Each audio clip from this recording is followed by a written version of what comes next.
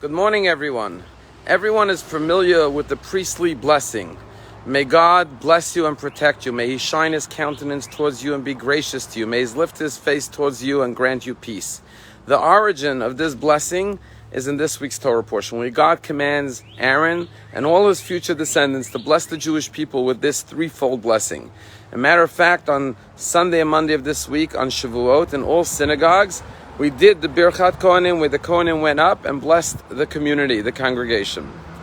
Now, everyone knows in Star Trek, the Vulcan Salute was the sign of the priestly blessing. Because when the Kohanim go up, they stretch out their hands in this symbol. Why this symbol? Because it's a shin. The letter shin is like on the mezuzah is the name of God. Shakai, the holy name of God. So as they bless the Jewish people, they hold their hand up with the sign of the priestly blessing. Now, how did it become the Vulcan blessing, a salute? May you live long and prosper. Leonard Nimoy tells the story that when he was on the set of Star Trek, he said, everyone has a salute. In the military, they salute like this. Asians bow to each other. We need a Vulcan salute. And he said he remembers as a kid being in synagogue in Yom Kippur, and his father told him, don't look because the Kohanim are going up to bless, and we're not supposed to look at them when they stretch out their hands. But he said he was 8 or 9 years old, so he peeked under his father's tallis, because everyone pulls the tallis over their heads, and he saw that sign because he heard the singing was a very stirring song. He wanted to look, and he saw this sign. But what is the meaning of a blessing?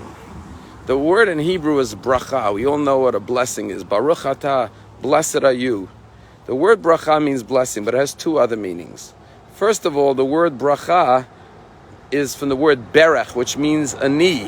When we start the Shemona Esrei, we bend our knees and lower ourselves and bow to God when we say Baruch. Because the first part of blessing is we have to humble ourselves to receive God's blessing. But the second meaning of the word bracha is from the word bricha, which means a reservoir. That the first thing is we have to express humility, recognize that the source of all blessing is from God. The reservoir of blessing is God's. And therefore God has infinite blessings to give us. And with that faith in God's kindness and love and generosity and infinite potential to give us whatever we need, we then proceed to pray for God's blessings. But the Talmud says, never take a blessing lightly. Any person who gives you a blessing, you should enthusiastically say Amen, because God hears everyone's blessings, and therefore we should bless one another. But the ultimate blessing is what God told Abraham. Veheye bracha, you shall be a blessing. Because every Jew is like a Kohen, so every Jew can bless and be a blessing. Now what does it mean to be a blessing? That your very actions should be a blessing unto others. This is the time of the year which is graduation time. And I heard a beautiful story once that there was this girl who graduated medical school, and she graduated valedictorian, and her family came in and they were so proud of her, and she went up and got her diploma and gave the valedictorian speech. And when they finished the graduation, the parents were walking to a restaurant with the family to celebrate, and they passed a homeless person sitting on a cardboard box, and the homeless guy looks up at young Julie, who just got her diploma as a doctor with her cap and gown, and says, "Hi Julie, how are you?" And Julie goes over and says, "Hi Harold, how are you?" And she starts talking to this homeless man. And the parents are looking, who is this guy? And at that point, Julie says, "I want you to meet my parents. They came in for my graduation."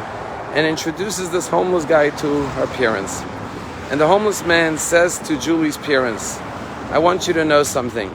I sit on this corner every morning, every day. And this is a college town, and hundreds of students pass me every day on the way to school, on the way to classes, and on the way back from classes. Most of them don't even look at me. Some of them throw a few coins in my box. But your daughter, every morning, every evening, she greets me with a smile, says hello.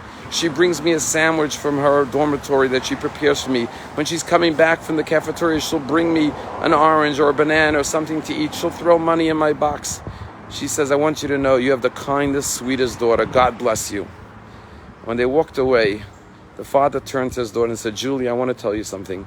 When I was in that graduation hall and I saw you go up and get your diploma, doctor, I was so proud when you gave your valedictorian speech, My heart was swelling with pride and joy. I thought this was the proudest moment of my life.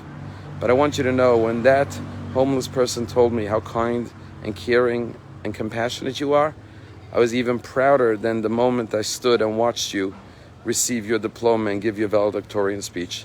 Because what I learned inside the auditorium during the graduation was that I raised a very bright and accomplished daughter. But what the homeless man taught me was that I raised a kind and compassionate and a loving daughter.